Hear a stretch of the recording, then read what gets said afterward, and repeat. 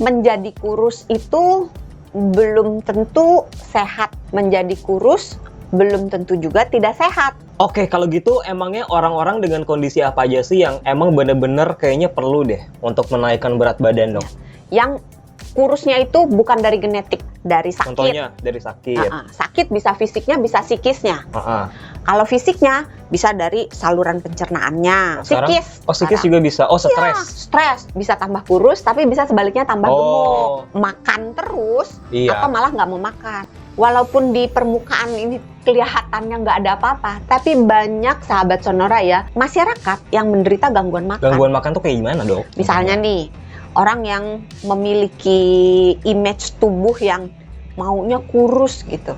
Terus dia nggak mau makan sama sekali. Atau sebaliknya, karena dia kepingin makan, tapi dia kepingin kurus, maka dia akan makan terus, terus makanannya dimuntahin.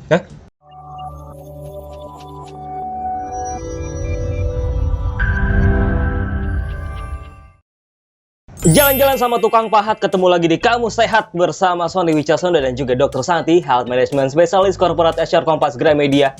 Cakep. Cakepnya dong. Halo Dr. Santi. Mas Sony. Halo, sahabat Sonora disapa dulu dong. Boleh. Halo sahabat Sonora, dimanapun yang sedang mendengarkan dan menonton. Mudah-mudahan semuanya sehat dan bahagia selalu. Apa nih? Kayaknya kurusan deh. Masa sih naik loh berat badan? Hah, emang iya? Iya, aduh. Tapi kan ada orang yang sebagian pengen, bukan sebagian sih, banyak yang pengen kurus. Iya, dan kan? kebanyakan tipsnya itu menurunkan berat badan. Tips diet. Padahal banyak juga, nggak sedikit orang yang pengen justru badannya naik. Biasanya kayak orang-orang yang kurus tuh ya. Iya, banyak orang yang setipis tisu galon. Tisu, Mas Sony kejam. Tapi kenapa sih orang kurus itu harus berat badannya naik?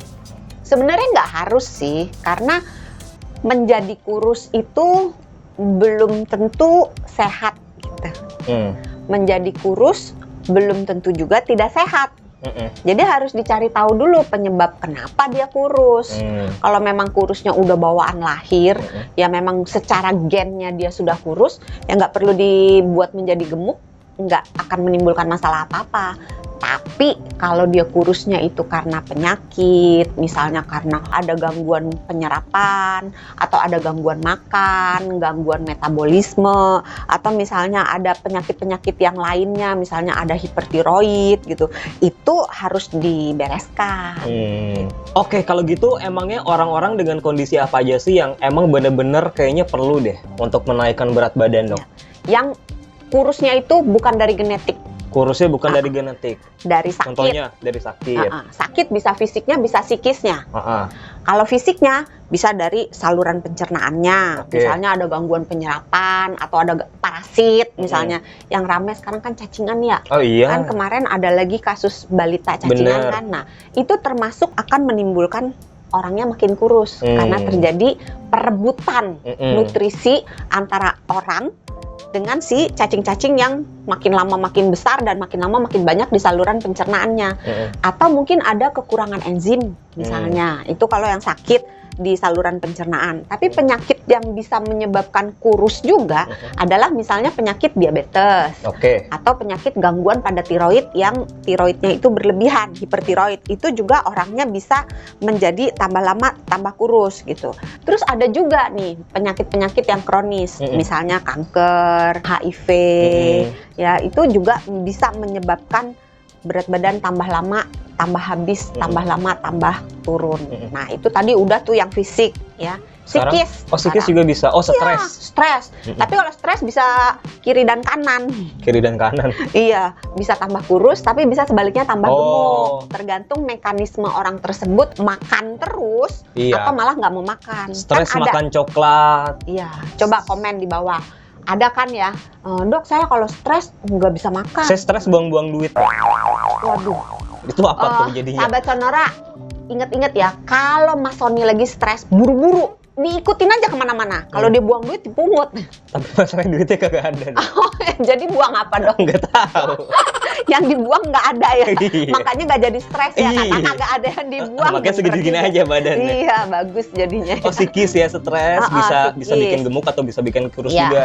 Terus yang lainnya gangguan makan, karena banyak, walaupun di permukaan ini kelihatannya nggak ada apa-apa, tapi banyak sahabat Sonora ya, masyarakat yang menderita gangguan makan. Gangguan makan tuh kayak gimana, Dok? Misalnya nih, orang yang memiliki image tubuh yang maunya kurus gitu, terus dia nggak mau makan sama sekali. Puasa Namanya terus aja. anoreksia. Iya, Anoreksia nervosa, nggak mau makan, pokoknya nggak mau makan aja. Atau sebaliknya, karena dia kepingin makan tapi dia kepingin kurus, maka dia akan makan terus, terus makanannya dimuntahin. Ada yang Ada. kayak gitu, Dok? Iya, Ada. ada. Astaga. Dimuntahin habis makan. Jadi dia makan, habis makan dikorek supaya dia muntah gitu. Tapi itu sebenarnya bisa diobatin. Oh. Jadi buat teman-teman sahabat Sonora, kalau misalnya kenal ada orang yang seperti itu atau mungkin diri sendiri mengalami gangguan seperti itu, nggak usah khawatir, itu bisa diobatin. Jadi ke psikiater, nanti ada terapi-terapi yang perlu diikuti dan bisa disembuhkan. Oke. Nah, kalau kita mau naikin berat badan nih simpel lah ya. Sebenarnya tinggal makan yang banyak aja terus dibikin program gitu ya semacam itu. Tapi ada pantangan-pantangannya, Dok, ternyata. Kesalahan-kesalahan yang sering orang-orang lakuin kalau lagi menaikkan Malam berat Jumat. badan. Oh, bukan. Enggak, Dok. Kirain Kenapa jadi malam pantangannya malam Jumat. Apa aja pantangannya, Dok? Atau kesalahan yang sering orang-orang lakukan kalau mau naikin berat badan? Biasanya beralih ke jamu. Beralih ke Iya, Pak, ya. jamu. Jamu tambah berat badan. Saya nggak kepikiran malah ke jamu tambah berat badan. Ini berdasarkan Ada ya? Berdasarkan praktek Stop survey. Jadi Survei menentukan. pasien-pasien tuh banyak yang, "Dok, saya minum ini bagus nggak?" gitu kan. Nah, saya susah memberikan komentar karena tergantung jamunya itu isinya apa. Karena beberapa jamu, misalnya jamu-jamu yang digunakan dibuat ibu-ibu zaman dulu tuh, yang diparut, temu lawak gitu kan, diparut terus diperes, bukan dicekokin ya, dikasih ke anaknya gitu, untuk menambahkan nafsu makan sehingga anaknya makannya bisa lebih yang biasanya dibawa keliling kompleks ya, yang bombo. Nah, kalau jamu-jamu yang seperti itu, sepanjang dipilih bahan bakunya yang baik, dibuat dengan standar kebersihan yang baik, dan dikonsumsi dalam jumlah yang secukupnya, biasanya nggak bahaya. Atau enggak kasih ke bombonya aja, bahan mentahnya nih saya ada jahe, ada kapulaga, peres dong gitu. Atau tumbuk dong gitu. Tumbuk dong gitu ya. Tapi biasanya temu sih, yang temu lawak yang bisa yang menambah nafsu makan. Nah, menjadi masalah ketika yang digunakan itu bukan bahan-bahan alami tapi obat-obatan dokter yang tidak pada tempatnya. Suplemen. Bukan suplemen. Jamu. Jadi ada beberapa obat golongan misalnya kortikosteroid ya. Misalnya nih dexamethasone itu sering ditumbuk, tabletnya itu ditumbuk, dicampurin ke bubuk jamunya itu.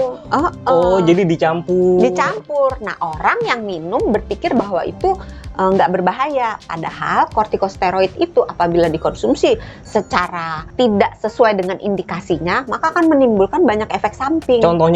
Contohnya, dia akan merusak tulang, meningkatkan sedikit tensi, meningkatkan sedikit gula darah gitu. Jadi nggak bisa dikonsumsi sembarangan. Walaupun ya, memang dia akan meningkatkan berat badan, tapi yang meningkat itu airnya. Jadi si kortikosteroid ini akan membuat tubuh kita menahan air.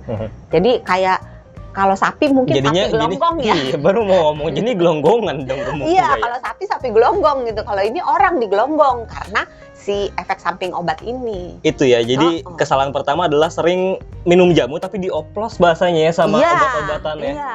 Nah, kalau misalnya diminumnya terus, maka itu nanti mukanya akan ya memang sih jadi kelihatan besar gitu. Tapi sebenarnya besarnya itu bukan karena dia berat badannya meningkat secara sehat, tetapi karena penuh dengan cairan jadi bengkak gitu. Nah, bengkak di muka ini namanya moon face. Ada bulan. Iya.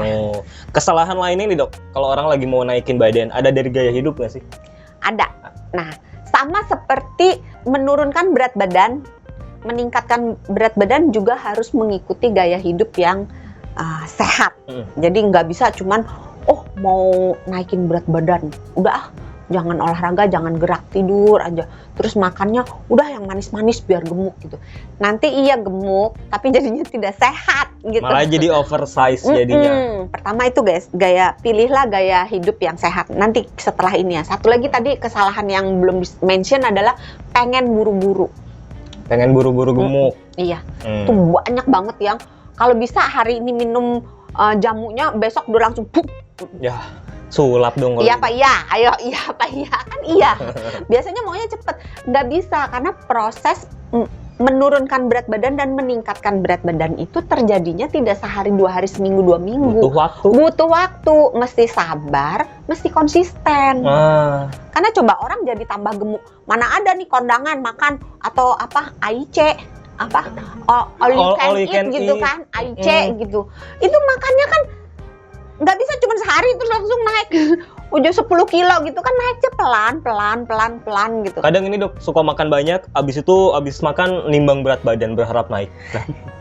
Iya naik sih, kalau yang dimakannya sekilo kan naik sekilo gitu kan. Tapi ntar kalau abis pup kan keluar lagi, makanya itu proses yang berjalan hari demi hari gitu. Ini saya mau kasih istilah ke dokter, benar nggak? Ada gemuk yang sehat? Sebenarnya ini masih jadi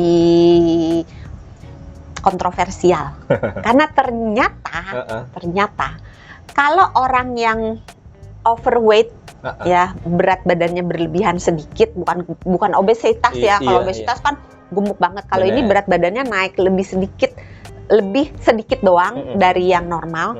Kalau terjadinya pada yang agak berumur itu malah sehat. Tapi kalau pada yang muda, contohnya itu, kayak saya, malah tidak sehat. Karena, tapi ini penelitiannya skalanya kecil ya, jadi jangan dianggap bahwa ini sebagai kebenaran yang hakiki, karena belum ada survei yang lebih lanjut dan ini sedang dilakukan, penelitiannya masih berlangsung gitu. Jadi dianggapnya kalau misalnya orang kurus pada usia tua, itu resiko untuk kena ototnya mengecil, yang kita sebut sebagai sarkopenia, itu tinggi. Kalau ototnya mengecil, badannya jadi lemah, mau berdiri susah, mau jalan susah. Kan lihat kalau oma-oma atau apa, kayaknya mau turun tangga aja kayak pelan banget gitu. Terus mau berdiri kayak agak susah, agak bungkuk gitu. Terus sering jatuh gitu. Itu banyak gejala dari sarkopenia. Berarti ya kalau dokter Santi harusnya gemuk ya, kan udah berumur. Jangan gemuk. Oke. Tapi dengan catatan juga, maksudnya kalau yang komposisi besarnya itu di ototnya, bukan di lemaknya. Jadi cenderung lebih banyak berat badannya daripada normal, tapi ototnya, jangan lemaknya. Ini dok, banyak orang yang mikir kalau makan junk food itu adalah cara instan supaya orang bisa gemuk. Salah nggak? Olahraga kalau bisa porsinya itu diperbanyak di bagian yang anaerobik. Anaerobik itu apa?